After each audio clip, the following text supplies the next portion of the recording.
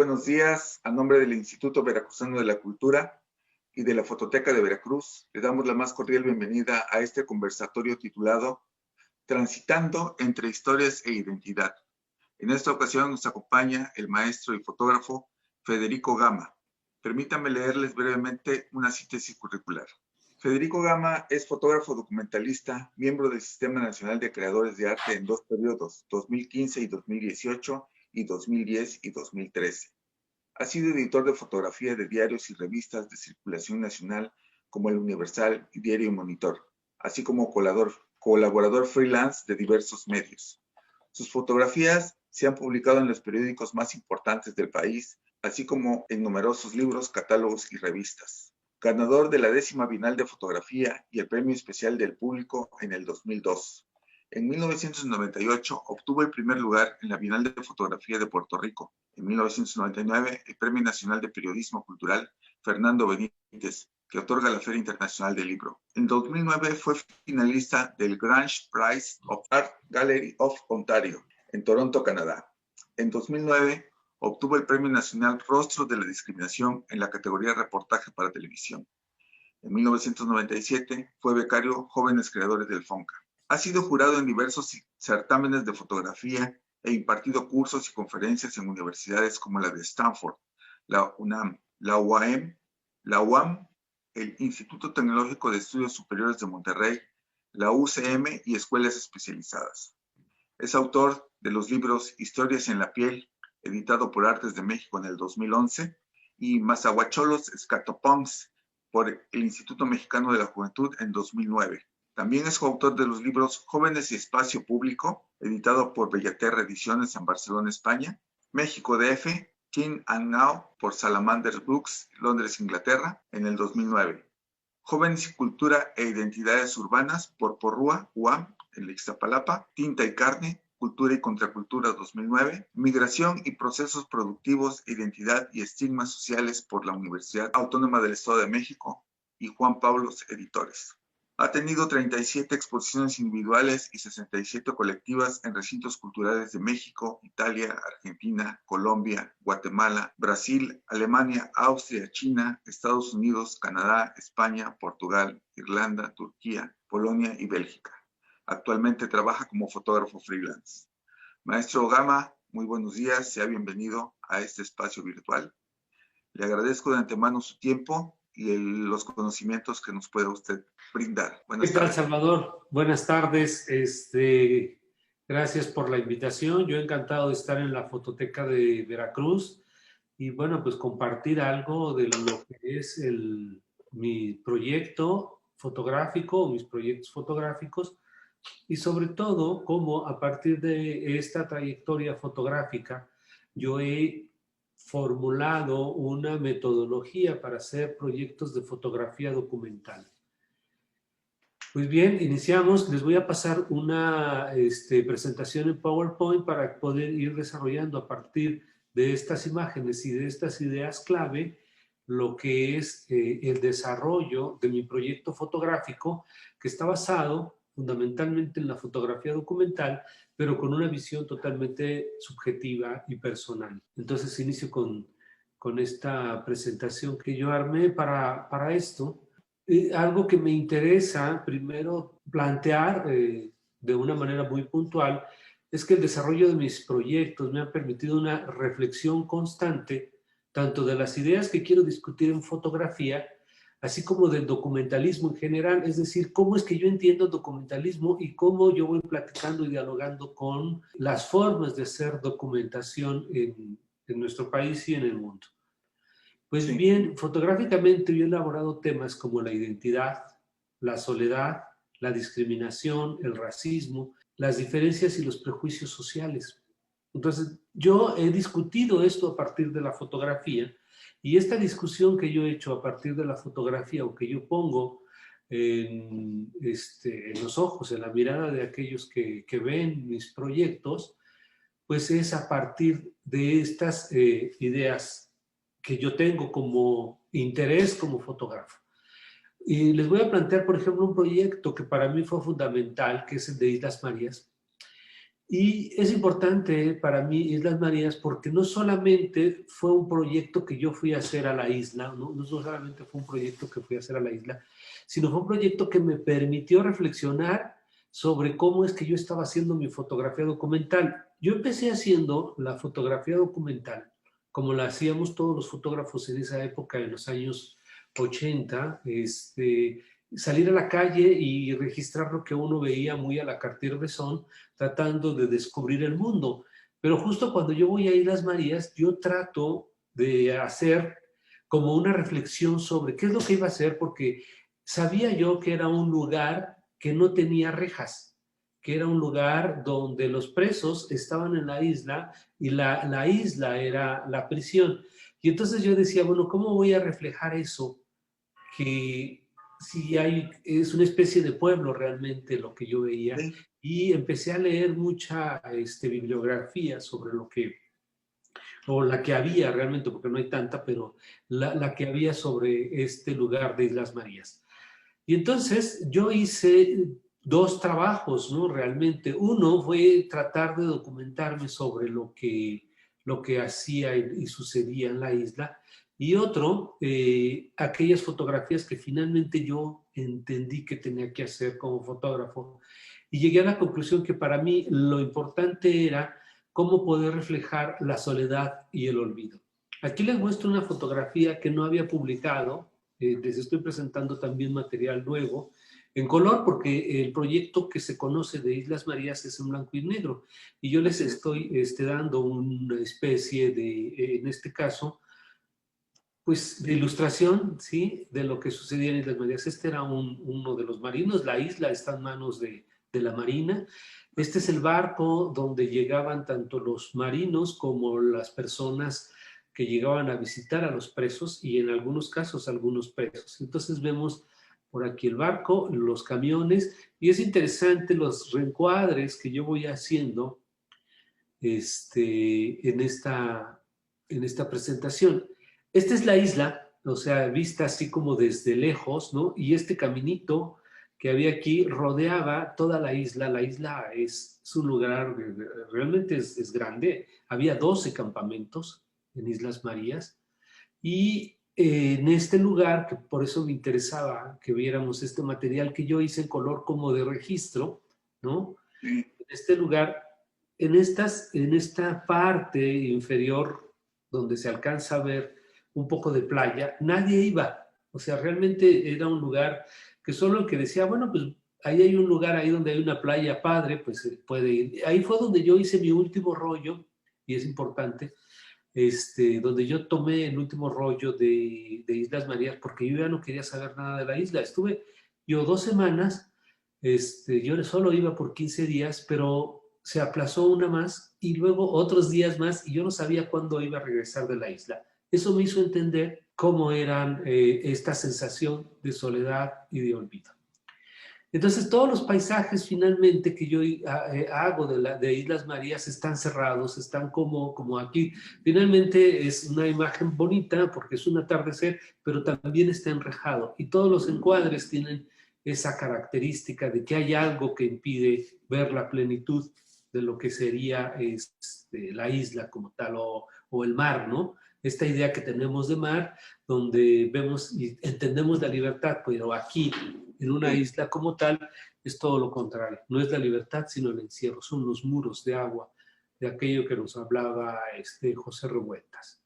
Sí.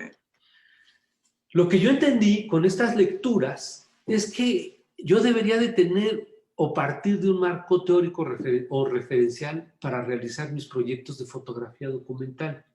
Finalmente fui siguiendo a través del tiempo un poco cómo es que se desarrollan los proyectos de investigación, o los proyectos que llevan esas características. Pero yo no sabía, o yo no lo había entendido hasta el momento. Yo solo entendí justo cuando fui a las Islas Marías que fue para mí muy importante tener un marco referencial teórico, o un marco referencial de algunas lecturas que a mí me permitieron entender un poco qué era lo que iba a pasar allá, porque si no me hubiera ido, pues como se van muchos fotógrafos periodísticos o de cualquier cosa que dicen, vas a ir a Islas Marías, llego y a ver qué hago, ¿no?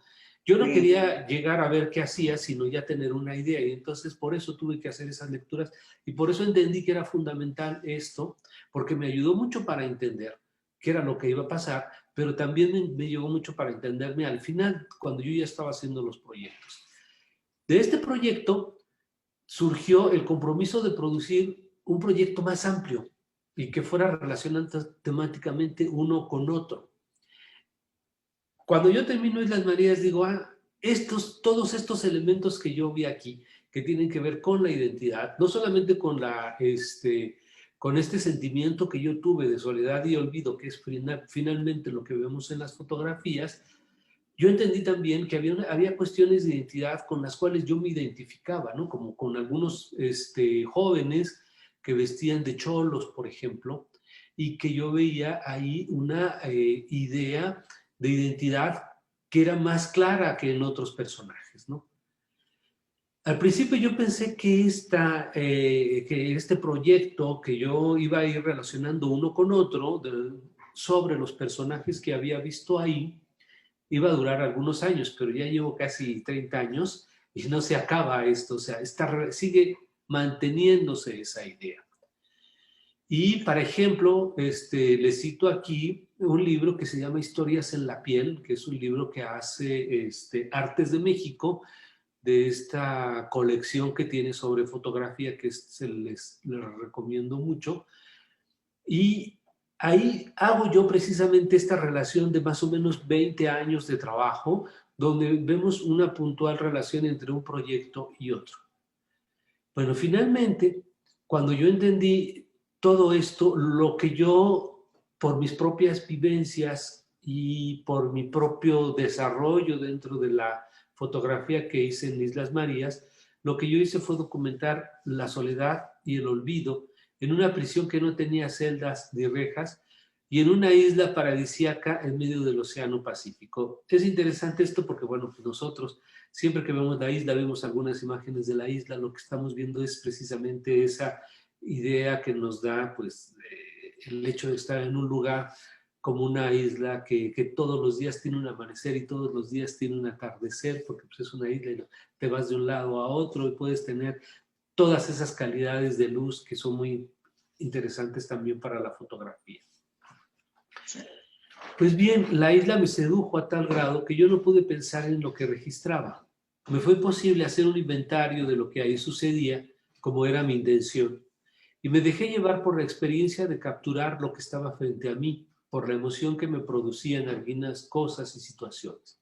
Conforme pasaba el tiempo, mis ojos y mi alma respondían a la soledad y al aislamiento, al encierro de una prisión sin rejas, y mi cámara ejecutaba automáticamente lo que la emoción me ofrecía.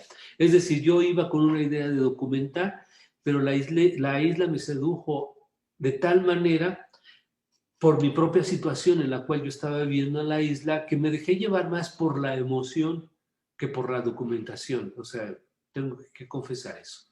Al final, después de un mes con la incertidumbre de no saber cuándo regresaría al continente, no quería saber ya nada de los presos ni de la isla, y destinaba mis últimos rollos de película fotográfica a los fantásticos paisajes que a diario construía y deshacía el mar sobre la arena, como una danza siempre igual, siempre distinta. Nadie podía saberlo porque era un lugar prohibido para los presos y para la gente libre. Era un maravilloso y triste espectáculo que yo solo podía contemplar. Y ese lugar es ese lugar que yo les acabo de presentar ahorita en la fotografía en lugar, ese lugar escondido donde solo se podía llegar en un barquito, bueno, de estos lanchas, ¿no? Y era la única manera de poder llegar ahí. De otra manera era prácticamente imposible. Finalmente, la serie de Islas Marías fue realizada en el año de 1993 en la Colonia Penal Federal de Islas Marías, ubicada en el Océano Pacífico, a 12 horas en barco partiendo del puerto de Mazatlán, Sinaloa. Y las Islas Marías era una cárcel sin rejas, pero con inmensos muros de agua. Por eso era importante siempre el rollo de la cuestión del agua, donde no vemos nunca el espacio abierto, ¿no? sino que vemos siempre algo que impide ver ese espacio abierto. Y esta es una de las fotografías que yo realicé de ahí de los presos.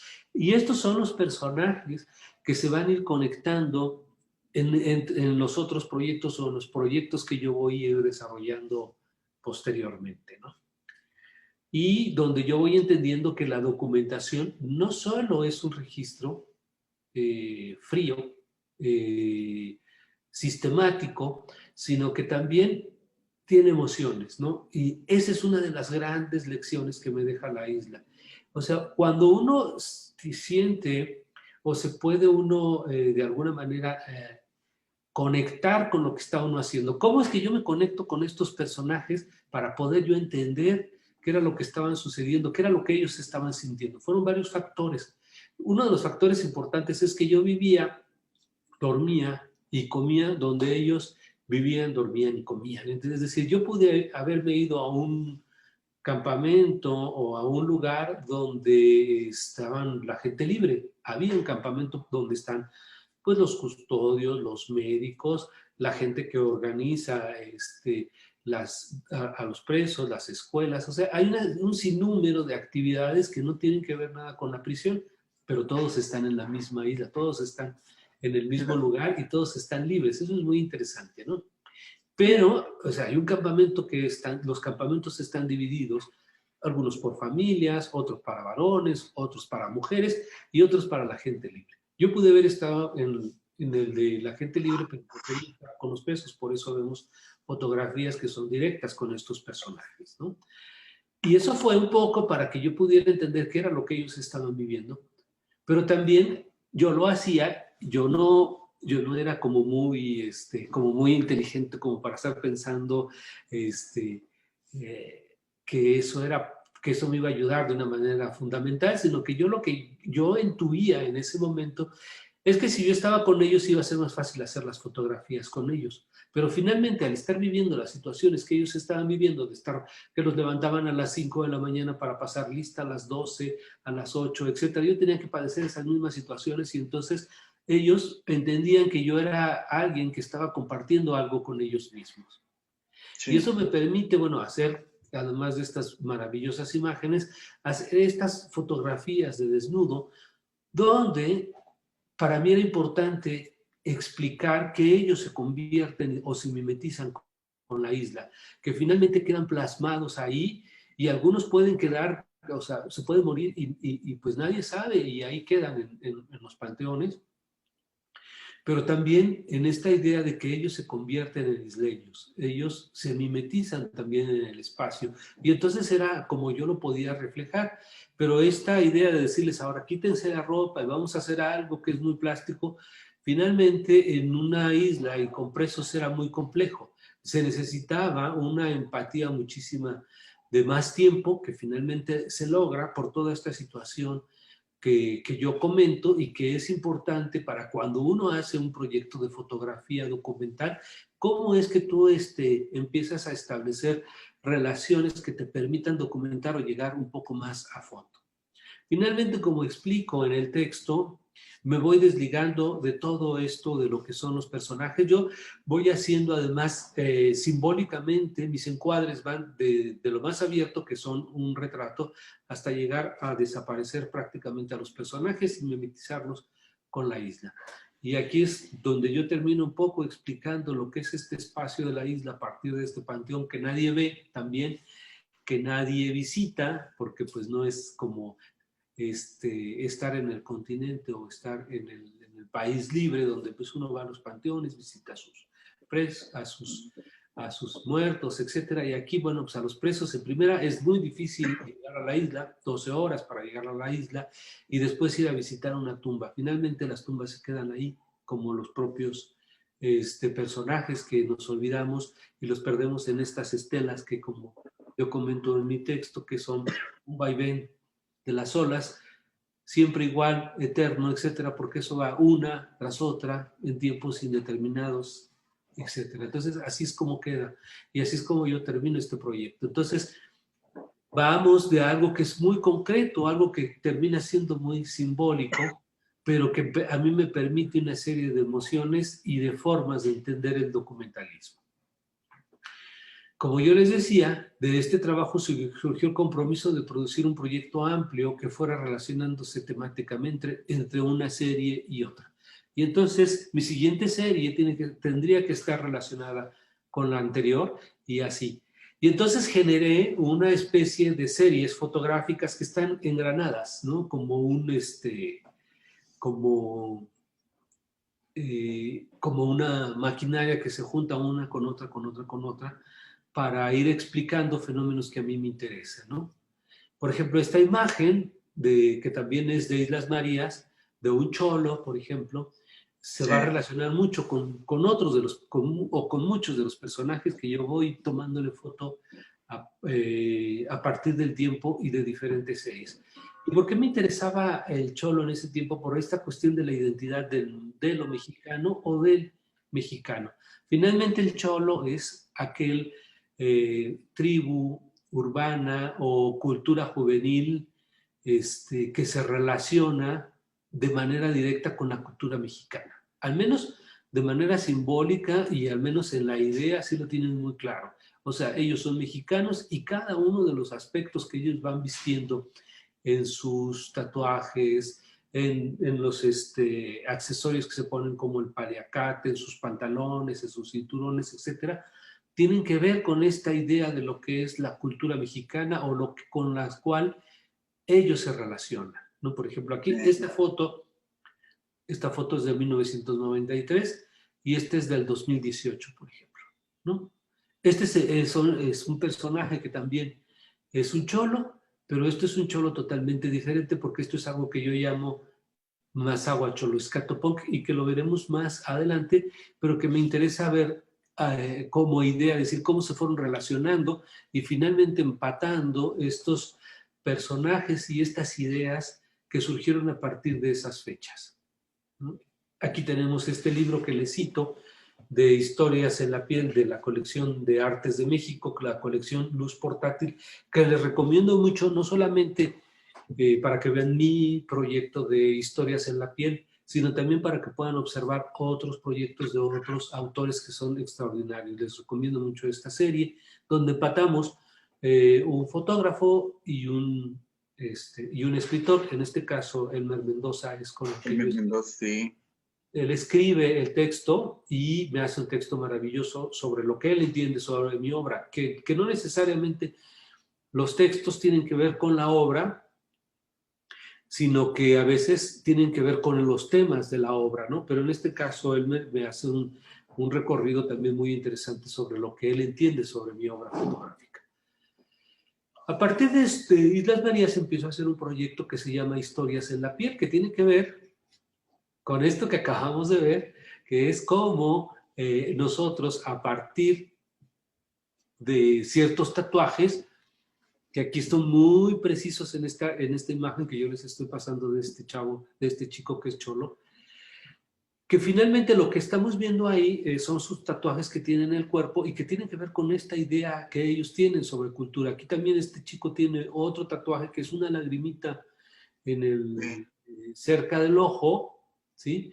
La vemos aquí y es un tatuaje que tiene y que nos está diciendo cosas sobre lo que ellos son, sobre cómo entienden la cultura y esa es una parte de escritura y una parte de lectura que podríamos hacer aquellos que sabemos más o menos o entendemos lo que es esto. Y entonces empiezo a hacer un proyecto que se llama Historias en la piel y aquí vemos otro chico, pero que también tiene las mismas características de los cholos.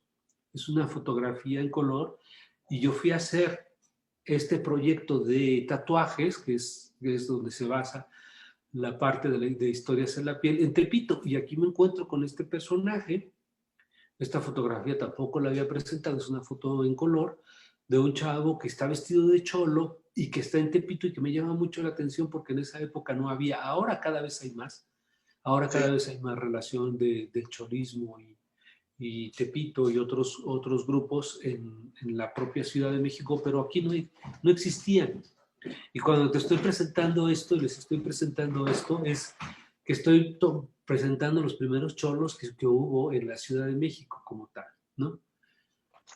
Y empiezo yo a hacer una serie de fotografías en Tepito de gente que está tatuada.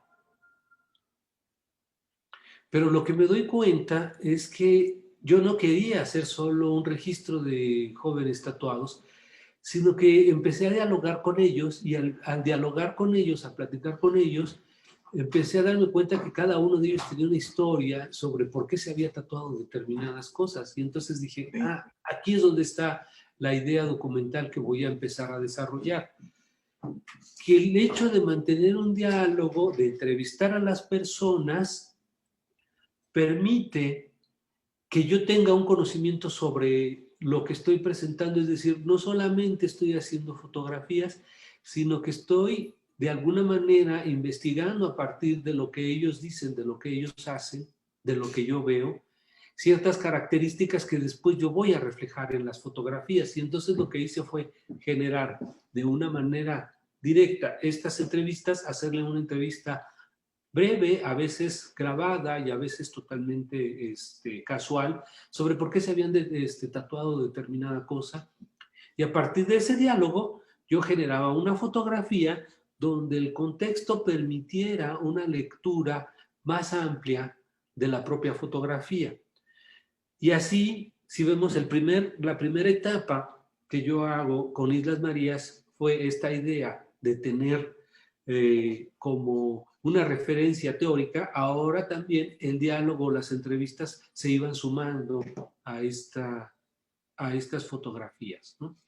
Entonces, en este proyecto de Historias en la Piel se presenta un contexto visual que relaciona el binomio tatuado-tatuaje, donde lo más importante no es el tatuaje o el personaje, sino el mundo que lo rodea. En cada fotografía trato de encontrar algunas claves de la idea original que los motivó a fijar permanentemente en la piel un dibujo, un texto, un diseño o lo que sea. Es decir, que las fotografías cuenten historias sobre los tatuados y el tatuaje que portan.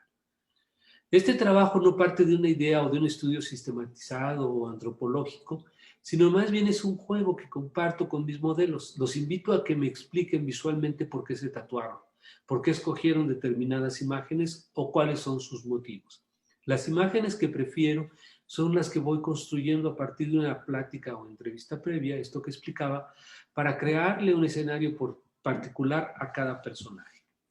Entonces, yo voy utilizando estos elementos de lo que hace cualquier documentalista de cualquier característica, sea antropológica, científica o lo que sea, para poderse involucrar y tratar de entender al otro. Pero yo, en la medida que voy entendiendo al otro, también me voy relacionando con el otro de diversas maneras, ¿no? Aquí, por ejemplo, vemos esta fotografía de Rocco de Maldita Vecindad, donde nos muestra un tatuaje que tiene de un pachuco que está en el aura de la Virgen de Guadalupe, y nosotros buscamos para hacerle esta fotografía a Rocco un espacio donde él normalmente circulaba en esos tiempos, porque él es de Santa María la Ribera y la Pensil y toda esa zona, Sí. y esa fotografía fue tomada en la Pensil, donde estaba esta Virgen de Guadalupe, era enorme, y hacíamos esta historia casi como en círculos de lo que era el tatuaje de Rocco. Y luego tenemos este otro personaje que, por cierto, también es de la Pensil y lo encontré muchísimo después, pero él es un platero, y lo que vemos a un lado es una de las piezas que él realiza pues que va él esculpiendo prácticamente con las manos. Está hecha de plata toda, y esta las hacía para empresas muy importantes como Tane, pero él era un personaje de la Pensil, y lo que vemos es este tatuaje que él se hace de una muñeca, un tatuaje que se hizo por ahí de los años 40, y vemos que además, bueno, el trazo, la forma y todo también es histórica, y eso me llamó mucho la atención, y con uno de sus compás, en el compás que él utilizaba para ir midiendo la pieza. Entonces, por eso esto es algo que yo llamo historias en la piel. Y aquí tenemos una foto. No me digas. De la maestra, sí, efectivamente. ¿Qué hicimos? Esta fotografía la hicimos en el Faro de Oriente, donde que yo quería relacionarla con la Virgen de Guadalupe y todo este performance que hacía la doctora Elizabeth Para el Gómez. 12 de diciembre. para el 12 de diciembre, para después se convierte, a partir de todas estas ideas de historias en la piel, después empezó a desarrollar el proyecto de 12 de diciembre o 12D. Ella tenía todo un proyecto sobre la Virgen de Guadalupe y el 12 de diciembre, y Sí. entonces para mí me parecía muy interesante integrar una pieza con ella para historias en la piel, donde estuviera la Virgen de Guadalupe y esta imagen icónica de Diego Rivera, ¿no? Esto está inspirado en Y la mujer de los alcatraces. exactamente, de los alcatraces, y entonces hicimos esta historia. Pero esa historia no paró ahí, sino que se generó otra historia de historias en la piel, donde por pura casualidad lo que estamos viendo aquí es una doble exposición. Es algo que podíamos hacer con la fotografía análoga y que ahora, bueno, se puede hacer de manera digital, pero esto está hecho de manera análoga y es un negativo que existe con las dos imágenes, son dos imágenes. Curiosamente, yo estaba haciendo fotografías de esculturas en la Ciudad de México y cuando me doy cuenta yo ya había utilizado un negativo donde le había hecho las fotografías a la doctora Elizabeth Romero, pero quedan justo en la espalda de esa piedra, que es del Banco de México, curiosamente, y en esta espalda queda la Virgen de Guadalupe completa y una foto de la maestra Elizabeth Romero. Entonces, se junta todo esto y donde también la casualidad es parte de este rollo. Después de este proyecto, empiezo a realizar un proyecto que se llama Los Cholos de Nezayor o la influencia chicana en México. Como vemos, esta idea de lo chicano, de lo mexicano, de los cholos, pues viene desde Islas Marías. Yo ya había hecho fotos también de cholos antes, pues, pero es en Islas Marías donde empieza a notarse de una manera muy clara y donde ya digo, bueno, encontré a este personaje que se estaba tatuando y que estaba participando en el festival de tatuaje en Tepito. Empecé a desarrollar el proyecto de Cholos de Nezayor con él, ¿no? Y entonces, ¿qué me permite desde el punto de vista documental este proyecto? Resulta que este proyecto lo tengo que trabajar durante muchos años. Bueno, varios años, ¿no? No muchos, pero sí, para un proyecto de fotografía documental me llevó cerca de 7 años realizar el proyecto de Cholos Alanís. Y entonces, esa amplitud de estar trabajando con los jóvenes y de platicar con ellos y entonces de entrevistarlos, de ver cómo es que ellos hacían su vida cotidiana, etcétera. Yo empecé a desarrollar una metodología de fotografía documental. Y entonces la amplitud que mantenía yo para hacer mis proyectos me permitió desarrollar una propuesta metodológica para realizar proyectos de fotografía documental, ¿no? Y entonces, bueno, hay partes que yo voy haciendo durante mucho tiempo y voy a sus fiestas, voy a sus ritos de iniciación de estos chavos. Aquí este chavo, bueno, pues lo saltan, lo brincan como se dice en su jerga, en su lenguaje de los cholos. Y aquí vemos un chavo que, bueno, pues que tiene una bici de esas que hacen ellos de lowrider bicycle, o sea, las hacen achaparradas, las intervienen y generan todo un discurso también estético a partir de la bicicleta, ¿sí? Que vemos aquí un triciclo que tiene también esas características. Y bueno, ¿perdón? Y los autos también. Ah, los autos también, efectivamente, también hacen sus lowriders. Pues bien, los cholos de Ciudad Nezahualcóyotl son miles de jóvenes que se congregan en bandas organizadas para mantener el control de los más de 50 barrios del municipio. Hablan Spanglish, una mezcla entre inglés y el español, y los nombres de sus clicas le hacen honor a las grandes gangas más famosas del este de Los Ángeles.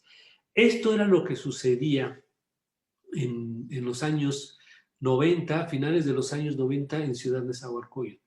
En esta zona, aledaña a la Ciudad de México, la violencia es una forma de vida. Los jóvenes lucen las armas desde los 12 años, se visten con ropas holgadas, pintan murales y tags o placazos. Esto es la firma de la banda. Y hacen las bardas en los lugares donde ellos normalmente se encuentran.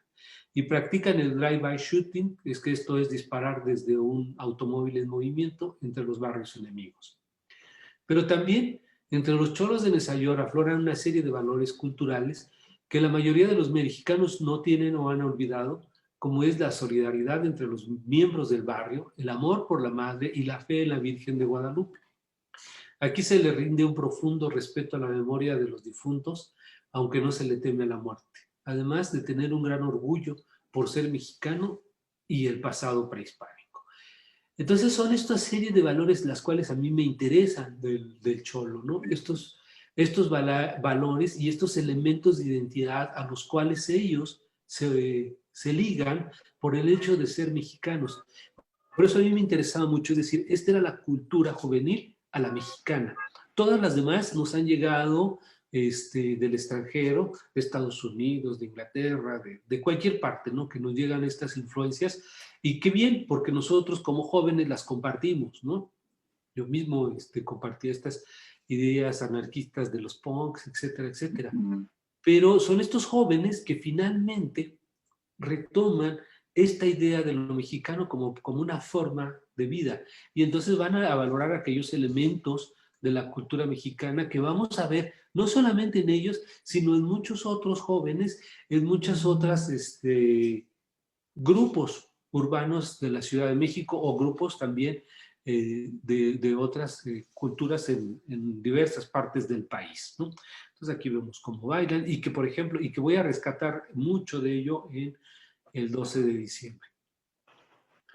Entonces aquí vemos alguna serie de imágenes que fui haciendo en años. Esta imagen también es muy interesante por el personaje. Esta foto está hecha en Ciudad Neza y aquí vemos en este libro de Historias en la Piel dos fotos de lo que parece ser el mismo tatuaje, ¿sí? O un tatuaje que ha evolucionado. En este libro de Historias en la Piel vemos, están estas dos fotografías, donde está el DF, el Distrito Federal, que ahora tendría que ser CDMX, ya no les alcanzarían las manos. Ya no les alcanzaré. Sí. 2 letras en cada brazo. Ahora sí. Pero estas 2 letras, bueno, una tiene el escudo nacional y el otro tiene a la Virgen de Guadalupe. La Virgen de Guadalupe. Sí. Es el mismo personaje, pero este personaje le tomé la foto 10 años después. Esta foto, donde él ya tiene una camiseta, tiene sus 2 tatuajes, es el mismo tatuaje. El tatuaje lo ha modificado un poquito, le ha agregado alguna que otra cosa, pero ahora trae él una guayabera y un pantalón, aquí traía otros elementos. Resulta que este cuate, pues era hip hop, pero no, o sea, él rapeaba, y entonces le fue bien, empezó a grabar algunas cosas, y me lo encontré en la Condesa, en una fiesta de la Condesa de la revista ¿Quién? Y yo le tomé la foto sin ver la anterior y prácticamente es una foto especular, ¿no? Es como si estuviéramos como la vemos aquí en el libro, ¿no? Abierta, parece que es como si fuera una foto de espejo. Y yo hice la foto y los encuadres, porque yo vengo de una escuela donde los encuadres se respetaban mucho.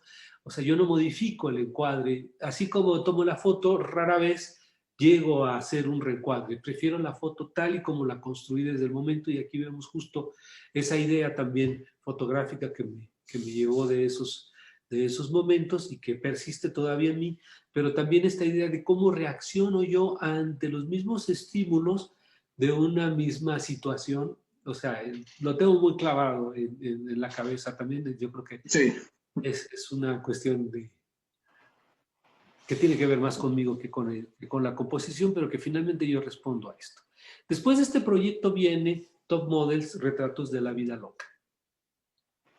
Y en este proyecto lo que yo voy a hacer es ya, a partir de esta documentación, a partir de este conocimiento, de entender lo que está sucediendo en el barrio, hacer una propuesta personal, generar una propuesta personal, y que no tiene que ver ya mucho con lo que está ahí, pero es a partir de lo que está ahí, ¿no? Y entonces empiezo a hacer algo que se llama Top Models, Retratos de la Vida Loca. Y aquí, en esta idea, la documentación me permite entender mejor aquello que quiero decir a partir de una discusión con las fotografías, plantear una serie de fotografías que me permitan discutir ciertos temas, ¿no? Y este es un ensayo fotográfico donde documento una serie de detalles que van revelando el look de los cholos de Ciudad Neza, pero donde además retomo estas evidencias como elementos gráficos o puntos nodales de una tribu o forma de vida o cultura, anclada en el México mitificado de los chicanos. En este proyecto hago hincapié en aquellos eslabones que permiten ver cómo el concepto de Fashion Street se convierte en una forma de vida con todas sus consecuencias. Formalmente quise, por un lado, adoptar una actitud fría como la de un investigador o perito policíaco, ya que son tomas fotográficas que aluden al trabajo de alguien que recoge huellas o con una lupa para acercarse y observar en aquello que es relevante, ¿no? Es decir, a ver, aquí está el acercamiento, en este punto es importante que lo veamos. Y por otra parte, aprovechar la candidez y lo superfluo del lenguaje de las revistas de moda, así como su estructura glamorosa, desprovista de todo conflicto social, con la finalidad de confrontar estos mundos. Y esto lo hacía porque también ellos correspondían a estos mundos, también se vestían por moda, por Sí, diversión, por fashion, ¿no? sí, sí. Para mí, todo esto tiene un significado especial. Entender o acercarme a una caligrafía que se expresa en lo que yo llamo el Mexican Pride, en la vida loca de Neza. Entendiendo como caligrafía el arte de unir o conjuntar con elegancia los elementos visuales del cholismo, porque el cholo es un ser consciente de su estética dentro de su práctica cotidiana. El look es de lo más importante, por eso decía que responden a lo fashion. Y le dedican mucho tiempo porque todo lo que usan, como la ropa, el calzado, el lenguaje, etcétera, debe de tener una forma específica, se debe de colocar de determinada manera. Y a veces es hasta ritualizado, como si fueran supermodelos listos para la pasarela callejera, donde desfilan de alguna forma la vida y la muerte. Y este es el proyecto que ya resulta de Top Models, Retratos de la Vida Loca. Y entonces, de esa experiencia documental de 7 años, se genera algo que tiene que ver ya más bien con la idea de cómo es que yo entiendo el cholo y cómo es que yo veo en ellos esta idea de lo que es la moda. Y ellos también visten y tienen una idea de fashion como cualquier otro. No se necesita ser millonario para hacer fashion, pues a eso va este proyecto también. Y entonces yo genero como si fueran las páginas de una revista esta misma idea. O sea, esto es parte de la obra, la tipografía, el color, todo, porque yo quiero aludir a esta idea. Y le pongo un título y le pongo sus subtítulos y les pongo los pies de foto, ¿no? Entonces, este es Top Models, Retratos de la Vida Loca, Los Ángeles, México, por Federico Gama, y empiezo a describir elegancia y seguridad, pistola calibre 22 hechiza, un accesorio que no puede faltar en tu guardarropa, básico para el drive-by shooting, ¿no? Nada más te faltó en este momento, en esa imagen, poner precio o disponible en tiendas o algo así, ¿no? Para que fuera así, exactamente como un anuncio de revista. Exactamente. Sí, efectivamente. Y yo creo que eso hubiera sido un agregado interesante. Estas fotos se presentan en la Bienal de Fotografía y ganan la Bienal, esta serie gana la Bienal de Fotografía en el 2002, ¿no? Y la verdad es un trabajo que conjuga todos estos elementos que acabamos de explicar, pero que fundamentalmente me permite a mí expresar una idea personal sobre esto desde el punto de vista estético, ¿no? Donde hago una propuesta estética, pero también una propuesta sobre lo que yo voy entendiendo sobre los cholos, y es algo que está a discusión, es decir, son jóvenes que de alguna manera están también influidos por la moda y que responden a la moda como cualquier otro joven de cualquier otra clase o grupo social, y eso para mí es el punto que pongo a discusión como fotografía documental. Y entonces, bueno, aquí cada uno de de estas fotografías tiene su propio texto, su propio estilo, su forma, pero se conserva esta unidad de iluminación, ¿no? Para darle un sentido a este proyecto. Después de esto sigue Masagua Choloscatopunk. Es padrísima esa serie. Y esta La serie... tuvimos en Fototeca. Ah, sí, claro. Sí. Ahí estuvo este proyecto. Y este proyecto parte de estas señoras y señores mazaguas que vienen a trabajar a la Ciudad de México como albañiles, los hombres, y las mujeres en el trabajo del hogar. Y aquí presento una serie de imágenes en color que algunas no están en el libro y otras que hice después, estas las hice después del libro, pero donde presentas este mundo, donde cómo este mundo mazagua llega a la Ciudad de México, ¿no? Con todo su colorido, con todas sus tradiciones, aunque aquí hay un elemento ya en esta fotografía que es el San Judas, ¿no? El San Judas que ya que tiene que ver más con la tradición de la Ciudad de México y ahorita vamos a ver por qué. Pero ese es un elemento que yo pongo también. O sea, las fotografías que yo voy marcando aquí tienen esta relación entre la ciudad y el campo, entre la tradición y la devoción. Entonces, aquí vemos un paisaje de cómo es esta zona Mazahua, de donde vienen estos personajes, que yo les decía, los hombres vienen a trabajar en la construcción. Este es un joven que está trabajando en la construcción y las mujeres trabajando en el hogar, lavando trastes, haciendo aseo en una casa. Y a partir del proyecto de Mazahua Choloscatopunk, pude entender también que los proyectos que he realizado me veo reflejado de alguna manera. Esto es que finalmente el documentalista o el artista no se desprende nunca de la subjetividad, de lo que es él, y lo va a plasmar de alguna manera en sus fotografías, en su obra, porque ahí están sus gustos, sus obsesiones, sus ideas, ¿no? Y no se desliga uno de esto, así sea o se trate de un trabajo de fotografía documental y donde parezca que está el otro. Sí está el otro, pero también está el fotógrafo presente, ¿no? Eso es algo que nos demuestra, nos enseña el proyecto de Mazahua Choloscatopunk.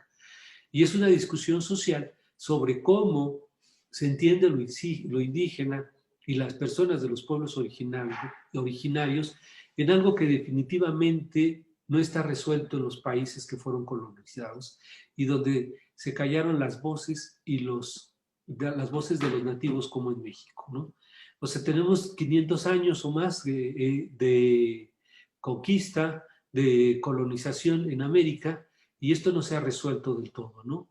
Y estas formas que estamos viendo, ahí están, latentes y nos están diciendo, y no solamente con los pueblos originarios indígenas de América, sino también con los esclavos que trajeron que llegaron y trajeron de África, ¿sí? O sea, toda esta mezcla ahí está y está presente en nuestro país, ¿no?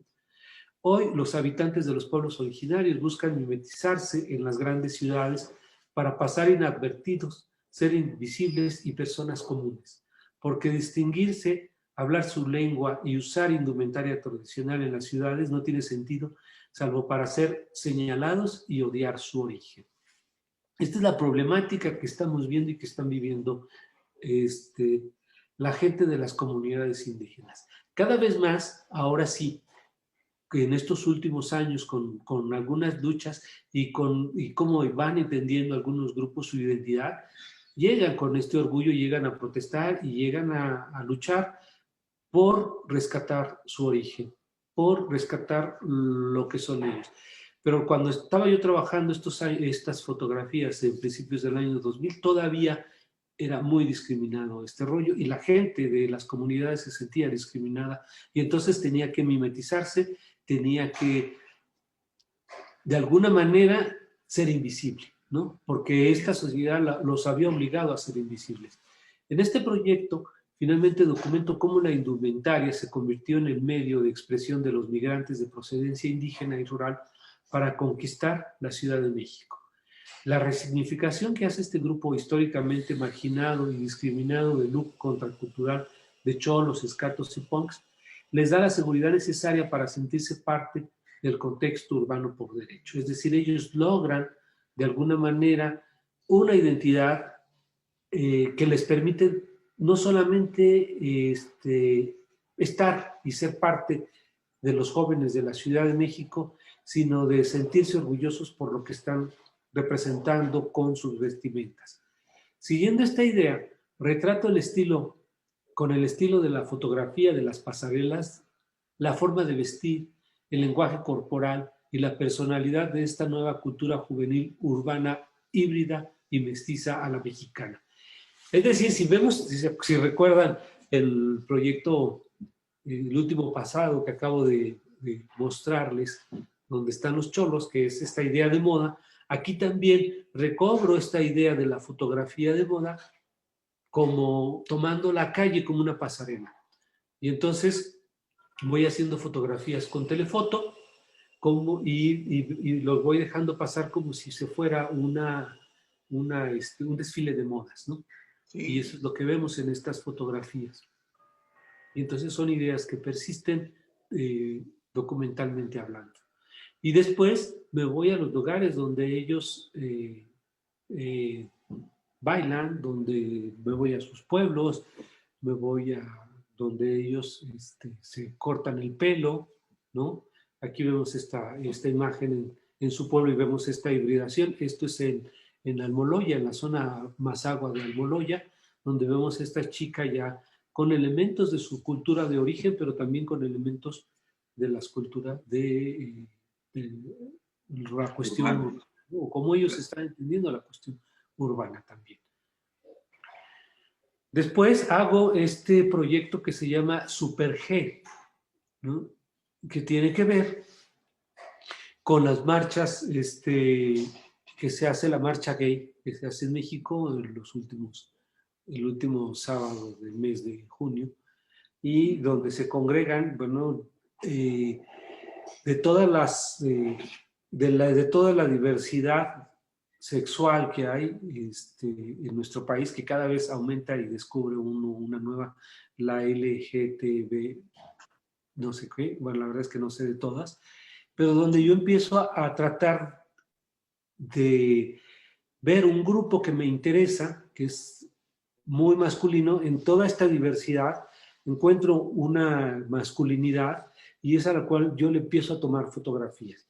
Y empiezo a trabajar con ellos porque justo cuando yo empiezo a hacer fotografías con ellos, hay un movimiento en el norte, que es el movimiento alterado, que se relaciona mucho con la cultura del norte y el narcotráfico, y en la cual estos personajes también responden a esta idea de identidad y empiezan a retomar también esta masculinidad, no solo para participar en la marcha y de alguna manera ligar a jóvenes o a gente de estos mismos grupos, sino también como una forma de reflejo de lo que está sucediendo en nuestro país.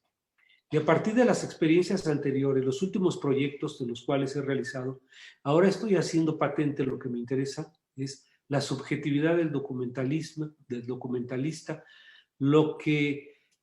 cómo se ve reflejado y aún más con la participación consciente del retratado. Es decir, ya no solo hago consciente que yo estoy ahí como fotógrafo y que estoy documentando un aspecto específico de esa situación que yo voy viendo, sino que también los hago partícipes de la fotografía. Es decir, ya no los niego, ya no es solo el otro, sino es un nosotros, ¿no? Es tú y yo que estamos participando en este proyecto.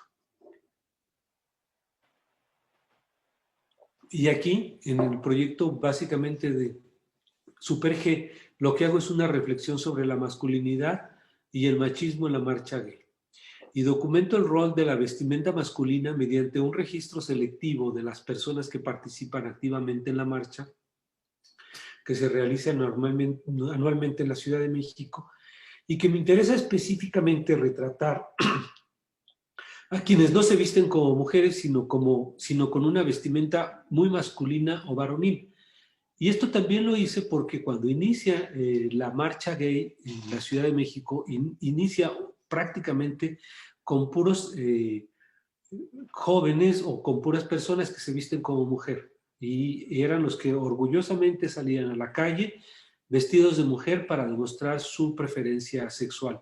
Pero esto con los años fue haciéndose muy amplio y entonces empezaron a participar también las mujeres y también de otras preferencias sexuales y gustos, ¿no? Entonces eso ameritaba también una forma de vestir y una forma de ser y una forma de actuar en la propia marcha. Y en estas caminatas voy recolectando muchos de los estereotipos de la vestimenta y de los cambios significativos que se van produciendo año con año, donde se ven reflejados los personajes, las aspiraciones y los sueños de un grupo determinado. En los últimos años, los personajes significativos que yo estaba detectando en esos tiempos han sido aquellos que se visten como vaqueros o narcotraficantes. Y mi propósito fotográfico está apuntado en este sentido, porque este fenómeno refleja el gusto y la presencia de algo que es inevitable en nuestra sociedad, la omnipresencia del narco o de lo narco en todas las esferas de nuestra cultura, como en el caso del erotismo. Es decir, no está desligado ni del erotismo, ni de la preferencia sexual esta cuestión de narco. Y entonces aquí vemos a estos personajes, ¿no? Como este personaje está montado a su caballo, un vaquero, ¿sí? Y estos personajes que para mí tienen una clave muy significativa con el movimiento alterado y con esta relación entre lo norteño y el narcotráfico. Entonces, es toda una serie. Toda esta serie que tiene que ver con estas ideas de la subjetividad y donde nosotros vemos posando al personaje, donde vemos que tiene una iluminación determinada y donde vemos que ella está participando de manera activa, ¿no? Sí, posan abiertamente. Exactamente. Y en los iluminados, pues esto se va a llevar de una manera más amplia y más abierta. Este proyecto de los iluminados, yo lo inicio a partir de una serie que se llama 12D, que son ir a la Basílica de Guadalupe, a la que ya, por cierto, tenemos en estos días, durante 12 años, el día 12 y durante 12 horas de trabajo continuo, ¿no? Y esto lo hago con esta misma idea como lo que hacía en Islas Marías, esta idea de ser empático con el otro, de tratar de entender al otro. ¿Cómo voy a entender? ¿Cómo voy a fotografiar al otro si no lo entiendo? Y aquí de alguna manera hice un ritual de peregrino, de decir, voy como si hubiera hecho una manda y acabo de cumplir en este último año que pasó los 12 años de haber ido año tras año a la Basílica de Guadalupe. Y aquí vemos las primeras imágenes en blanco y negro de lo que sería este proyecto. Y justamente escogí esta, donde está la Virgen de Guadalupe en el lado derecho, donde están los cholos, ¿sí? Y que nos remonta a esta fotografía que hice del cholo en las Islas Marías. Y aquí vemos que este proyecto de los iluminados no solo es de la Virgen de Guadalupe, sino también voy con los devotos de San Judas. Juditas. Y que van cada 28 de mes a la iglesia de San Hipólito, allá en la Ciudad de México. Y bueno, pues voy rescatando estos elementos aquí con México, como viste la gente, ¿no? Un amanecer en la Basílica de Guadalupe de los devotos de la Virgen de Guadalupe, estos personajes que llegan, pero estas ideas de la moda, ¿no? De cómo traen sus lentes, el niño que hace lo mismo que hace su padre, que tiene el mismo peinado, etc. Es decir, la forma de vestir como una forma de expresión permanece, sigue siendo importante para mí. Las manifestaciones públicas, especialmente las religiosas, tienden a ser montajes teatralizados. En México, en los últimos años, es notorio cómo los jóvenes de la capital expresan en las calles su veneración religiosa como si se tratara de una gran obra de teatro. Este proyecto no pretende explicar una situación concreta, por el contrario, intenta dejar en el ambiente al menos una pregunta. ¿Por qué hoy los jóvenes de cualquier parte del mundo, especialmente aquellos que están marcados por la violencia, están interesados en la religión? ¿No? Y este proyecto se concentra en la relación que existe entre la identidad y la vestimenta, en cómo el hábito hace al monje, en la caracterización como ser social, religioso y cultural, en el look o atuendo como universo de significados y de acciones. La representación de lo que se pretende ser o sentir a partir de la apariencia, el vestido, los accesorios y el lenguaje corporal. De los personajes a los que yo denomino iluminados, de aquellos jóvenes de las diferentes culturas juveniles que expresan públicamente su devoción a la Virgen de Guadalupe, a San Judas Tadeo y los nazarenos del Via Crucis de Iztapalapa como si fueran actores de una película, ¿no? Eso es lo que yo voy rescatando. Y estos son retratos representados en el escenario de la devoción, es decir, donde se hace un juego entre el personaje y el fotógrafo para confundir la mirada del espectador, de tal manera que lo que vemos es una puesta en escena de la vida real, donde el retratado actúa su personaje, lo que se espera de un devoto, y el fotógrafo dirige la escena para perpetuar un momento luminoso. Todo es lo que parece, pero nada es real. Sin embargo, estas imágenes van inventariando de manera particular elementos icónicos, simbólicos y estereotipos de la religión, de la cultura mexicana y del momento histórico. Y aquí vemos, bueno, un personaje de la Basílica de Guadalupe al amanecer. Aquí vemos un personaje de voto de San Judas con un penacho y la Virgen de Guadalupe ahí. O sea, este juego, este personaje y esta foto me encanta porque este juego sincrético de culturas que es México, ¿no? Donde vemos lo apache, lo prehispánico, la Virgen de Guadalupe con la bandera de México, verde, blanco y rojo, el San Judas con un escudo también prehispánico, ¿no? Y el tocado. Y su bandana, es decir, toda esta serie de conjunción de elementos, la verdad es que a mí nunca se me hubieran ocurrido, y yo creo que tampoco a ningún antropólogo quisiera conjuntar todos estos elementos, los podría unir, y una persona sola, con su San Judas, los conjuga todos, porque él se siente parte de todo esto, de esta idea de lo que es la identidad mexicana, ¿no? Y este joven aquí con su máscara de calavera, ¿no? Como si fuera Día de Muertos, pero es un 12 de diciembre. Esta señora maravillosa que va cada año ahí a la Basílica de Guadalupe vestida como si ella fuera la Virgen de Guadalupe, pero con su sombrero de carro, porque además canta, ¿no?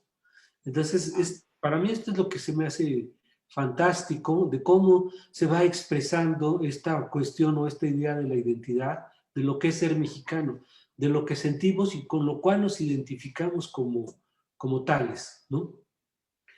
Y con esto, pues termino esta idea, esta propuesta que yo les quería plasmar sobre esta cuestión de lo que es la identidad y en este recorrido histórico de mis proyectos, donde se van viendo cómo es que yo voy entendiendo esta idea de lo que es el documentalismo, pero también las ideas que a mí me interesan como fotógrafo discutir sobre cuestiones de la identidad, sobre cuestiones del racismo, de la discriminación, de la masculinidad y de la identidad.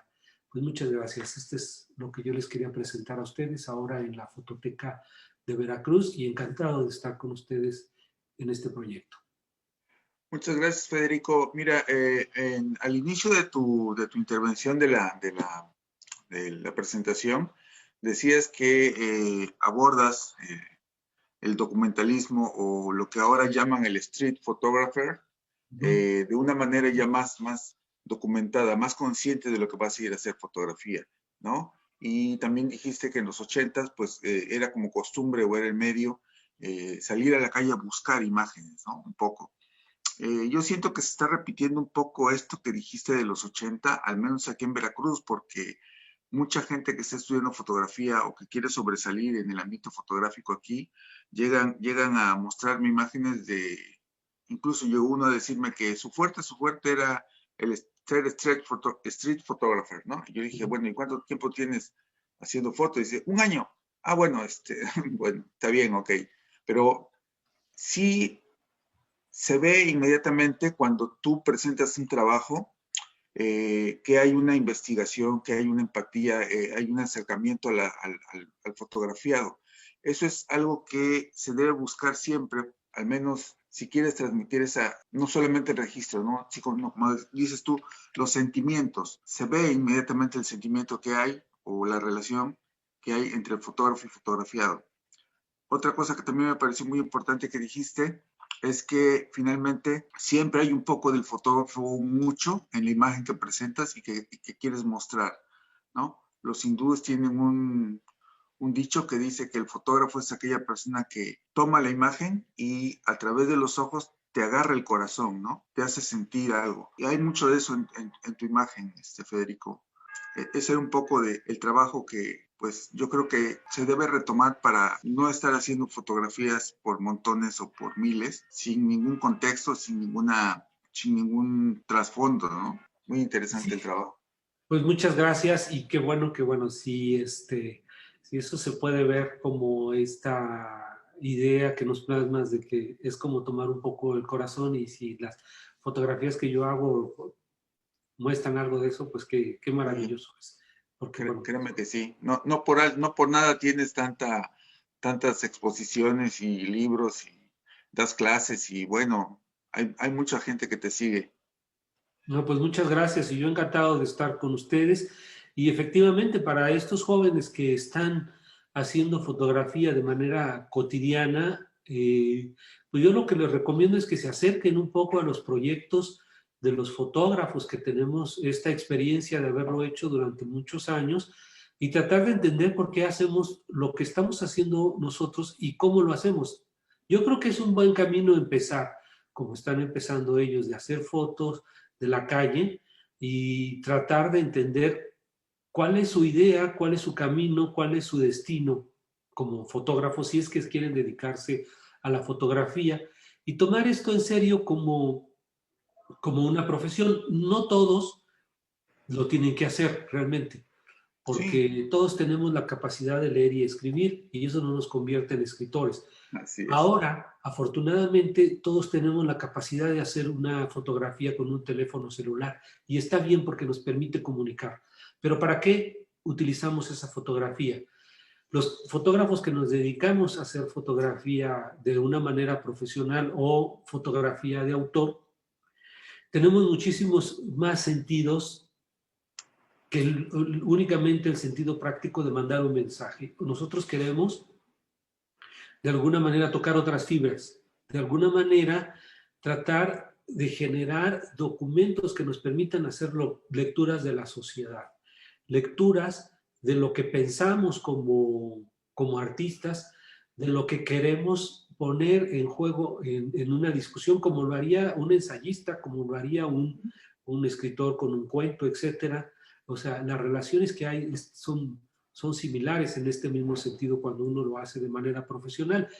Y, y cuando uno vemos una obra, pues son obvios los resultados, ¿no?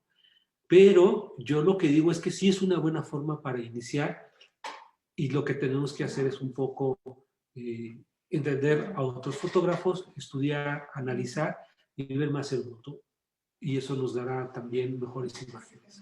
Pues Federico, muchas gracias. Espero seguir en contacto contigo y en el futuro, pues me gustaría invitarte a una exposición, al menos virtual, porque por el momento no estamos abiertos al público, pero sí me gustaría generar este contacto o continuarlo para llegar a tener una exposición virtual tuya. De hecho, Encantado, yo con mucho gusto y cuando lo armemos, lo planteamos y lo hacemos. Y otra vez, como yo decía, para mí es muy interesante el proyecto que se está haciendo en la Fototeca de Veracruz y encantado de trabajar con ustedes y con este pueblo maravilloso. pues a nombre del Instituto Veracruzano de la Cultura, de la Fototeca de Veracruz y de todos los que nos están viendo, te doy las gracias por mostrarnos tu trabajo. Quedamos convidados para volver a vernos. Muchas gracias. Buenas tardes.